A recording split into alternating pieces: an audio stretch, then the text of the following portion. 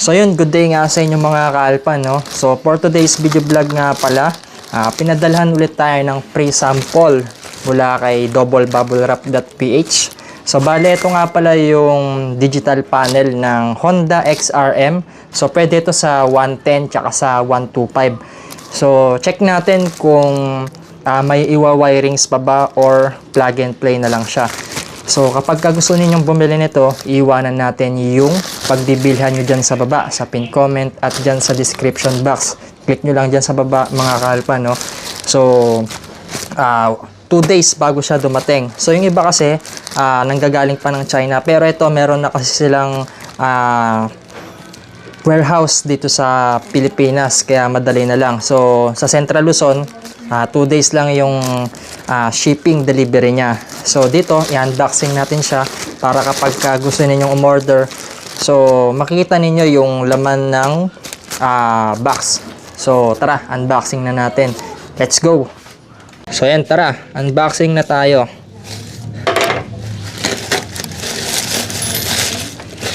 Ganda ng pagka-packaging, ha? Talagang maingat si Double Bubble Wrap. So matagal na tayong pinapadalhan nito. Since day 1. Wala tayong binabayaran. Puro pre-sample lang lahat to. So sa mga naka Honda XRM dyan, ayan, matagal yung hinintay ito. Ngayon, nandito na yung pang tawag dito, pang digital panel ninyo. Talagang double bubble wrap, oh. So ito yung box. Open na natin. Ayun ang maganda. Meron pang bubble wrap sa loob, oh. O, diba? Oh, tignan nyo naman. Ay, ang ganda guys, oh. Ay, kaangas. So, bale, ito yung socket nya. Ayan. So, iwa-wiring pa siguro to. Tapos, yung sa kable nya, ang kagandahan dito, disuksok na lang din yung kable nya sa speedometer. So, ang ganda, oh. Ayan. So, tanggalin natin yung plastic. Yun, oh. So, dito yung signal light nya. Tapos, yung high beam. And then, may nakalagay dito na XRM. Tapos, neutral. Tapos, yung kambyuan nya. 1, 2, 3, 4. And then, yung pinaka-panel, kuwan na rin siya. Kasing laki niya yung mga bilog sa tumbler. Ayan. So may RPM na siya, odo, speed. Ayan, makita natin mamaya kung ano yung pinaka-itsura nito. So papa-install natin ito sa biyasa, sa tropa natin. Puntahan natin siya ngayon. Ayan, tara, let's go! So bali yung pupuntahan pala natin na tropa, si James. So sa kanya natin papa-install to. Yung singilan niya sa wiring sa mga ganito, mga around 350 siguro. Pero kung meron pang mga ibang babaguhin, siguro mag-add tayo. Nakadepende yan mamaya. Kasi minsan, may minomodified siya dito sa may socket, eh. Yung iba kasi, hindi tugma yung socket. Pero syempre, ipapakita natin yung mga sikreto. So, tayo lang yung content creator dito sa YouTube na gumagawa ng mga DIY. Ayan, sa mga gustong mag-install, mga full tutorial sa pag-install ng mga digital panel, tayo lang yung gumagawa nito sa YT. Pinapakita natin lahat yung tutorial, no? So papaliwanag natin mamaya. So tatanong ko sa tropa kung paano yung mga function nito. Ayan, tara, let's go.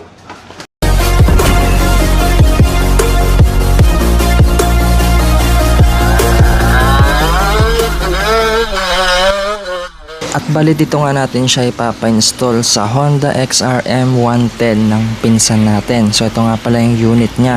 So never been touched pa yung mga wirings nito. So dito kakalagyan nyo lang yung headlight. Napakadali lang yan. So medyo matagal yung pila dahil marami nagpapagawa dito sa shop ng tropa. So kapag pupunta kayo rito, punong-puno sila ng mga accessories dito. So bali dito kinakalag na rin yung stock panel gauge niya.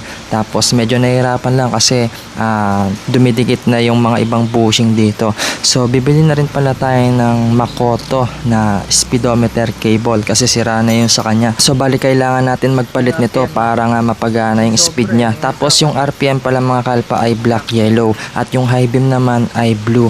So i-take note yun na lang yung mga color coding dyan para hindi kayo malito at hindi kayo mahirapan. At saka kailangan nyo rin pala ng pangsikwat ng mga wirings dito. So kapag gusto ninyong bumili, iiwanan ko na lang din yung link na pagbibilan nyo dyan sa Shopee, dyan sa description box at sa pin comment. Tapos dito, i-analyze muna natin yung bawat function ng stock wirings pati dun sa digital panel natin para hindi tayo mahirapan at hindi tayo malito. At kailangan nga pala meron kayong battery dito. Kasi nga digital panel na to, kapag wala kayong battery at engine lang yung nagpapagana dito sa panel gauge natin, ay magbi-blink-blink lang yung panel natin kagaya nito. So kailangan natin maglagay ng battery dito.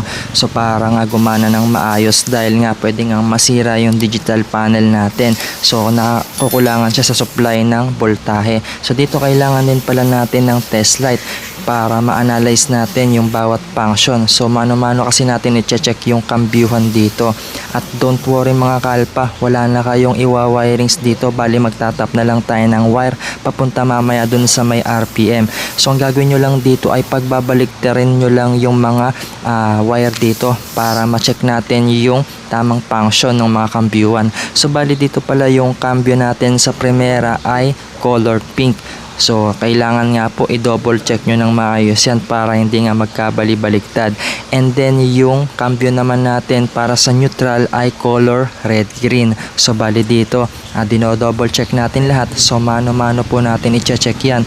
So, kailangan nga magaling kayong mag-check. Kailangan nga po meron kayong test light. Kung wala kayong test light ay kailangan nyo ng tester. So dito naman yung cambio ng Tresera ay color black green. At bali dito hindi na kayo mahirapan mag-wirings kasi in-input ko na dyan sa may video natin yung mga bawat function nya. So hindi tayo madamot. Kaya kailangan nakasubscribe kayo. So bali yung knowledge dito isusubo ko na lang at kayo na lang bahalang ngumuya. So bibili na lang kayo ng panel at kayo na lang mag-install. Ito na yung pinaka-guide ninyo. At dito naman sa cambio para sa kwarta, ang color niya ay red yellow. So mamaya i-check natin lahat yan. Papaganahin natin lahat ng cambio mula neutral hanggang kwarta. At suggest ko lang sa inyo, huwag kayong masyadong nagmamadali sa pag-wiring. So okay na yung mabagal, at least tama yung ginagawa ninyo.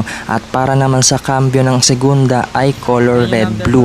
So dito napakadali na lang mga kalpa, diba? Hindi na kayo mahirapan. Kailangan nyo na lang ng mga proper tools at extra wire. So bali mamaya ituturo ko sa inyo lahat.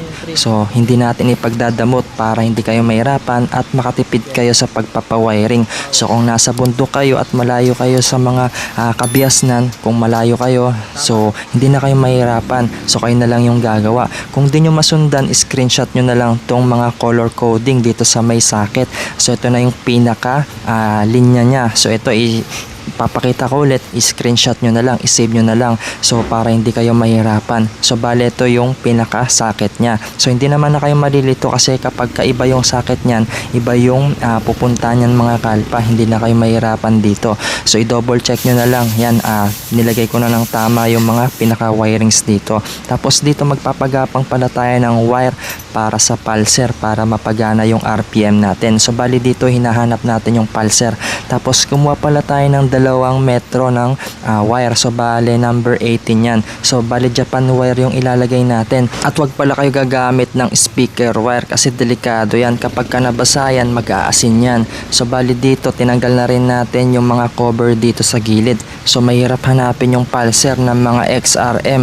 So kinalag natin lahat dito sa bandang Gedli kasi ito yung sa pinaka-ignition nya. Pero nagkamali tayo rito, wala pala dito yung pulser. Kaya ang gagawin natin, babaklasin natin ulit yung kaliwa. So bali dito natuto na kayo mga kalpa, pinakita ko na. At ang purpose ng video natin kaya sinama ko pa yung sa right side para hindi na kayo magkakalag doon. Yung left side na lang yung kakalagin ninyong mga cover dito. At bali dito sa part na to nahanap na natin yung pulser wire. So ito nga pala yung color blue. So bali dito natin itatap yung wire na ipapagapang natin. So balatan nyo lang ng konti yan para ipalupot natin dito. So syempre mamaya babalutan natin ng electrical tape yan para nga maiwasan natin yung short circuit. So bali dito inaayos na natin para maganda yung pagkakagapang niya at yung pagkakakabit natin. So kailangan nga maayos yung pagkakabit ninyo para hindi siya magmukhang spaghetti at hindi yan magdidikit-dikit. So bali dito yung gas meter na lang yung hanapin natin mamaya. So dito ipapagapang na natin at ayusin natin. So mas maganda maayos yung pagkakagapang ng wire natin dito sa may chassis para hindi kayo magka-problema sa hinaharap. So diba napakaganda siya ring mag-ayos kayo, kailangan ayusin nyo na rin yung pagkaka-wiring. So dito itatap na natin siya para maayos na natin, para mamaya yung gas meter na lang yung problema natin.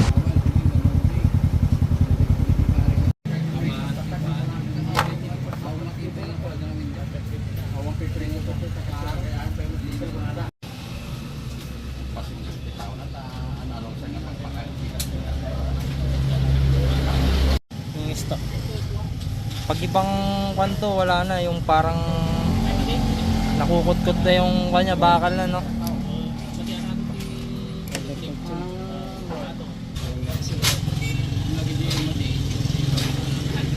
At dito goods na nga pala yung pinaka RPM nya. So yan, pakita ko sa inyo na gumagana. Malabas yung number nya, no? Pag gano'n eh, gumagana. At dito naman sa part na to, hinahanap natin yung pinaka gas meter. So medyo mahirap siyang hanapin kasi nga walang manual na pinadala sa atin. So ito ulitin ko, yung kulay blue, ito yung pinaka high beam natin. So bali dito nyo siya itatap. Tapos yung extra wire, yun yung RPM. So bali dito yung yellow at brown, pagbabaligtarin nyo lang para gumana yung fuel meter sa panel gauge natin. So bali dito kapag pinatay na natin yan, pull bar na yung pinaka gas meter natin. So hindi na yan bababa mga ka-alpha. So dito kasi mahina na yung battery kaya hindi nagpa-function ng maayos yung gas meter natin. So kung hindi gumana sa inyo, balik kayo na lang yung mag-analyze. So madali na lang yan sa paghanap natin kasi ilang wire na lang din yung natitira dyan. So bali wala na kayong iwa-wiring, pagbabaliktarin nyo na lang yung mga wire dito. Tapos dito papalitan na natin yung speedometer cable natin para nga mapagana na rin yung speed dun sa panel gauge natin. So napakapangit naman kapag hindi gumagana yung speed dito sa may panel gauge natin, diba? So syempre papalitan na natin yan ng bago. Tapos dito inikot-ikot natin yung kable para mapakita natin na gumagana na talaga. So bali yan, ito na nga pala yung pinaka final output nung digital panel dito sa Honda XRM na 110. So pwede rin to sa 125. So kaya nagbi-blink to kasi ang tawag dito, wala na siyang gas. So umuwi tayo, wala nang gas. So dito sa taas yung RPM, and pag binomba-bomba mo, synchronize yung RPM nya sa pag-rev natin. And then may mga ibang function pa dyan, solid. Tapos ito yung sa signal light, tapos ito yung sa high beam, and then yung sa kanya kambyuan. Ayan, gumagana lahat yan. So sundan nyo na lang yung tutorial natin dyan. So kapag gusto ninyong bumili nito, iiwanan na lang natin yung link na pagbibilan ninyo sa baba, no? So yun lang, sana meron kayong natutunan. At huwag nyo sana kakalimutan na mag-subscribe sa channel natin. So yun lang. Thanks for watching and goodbye. I know is not enough.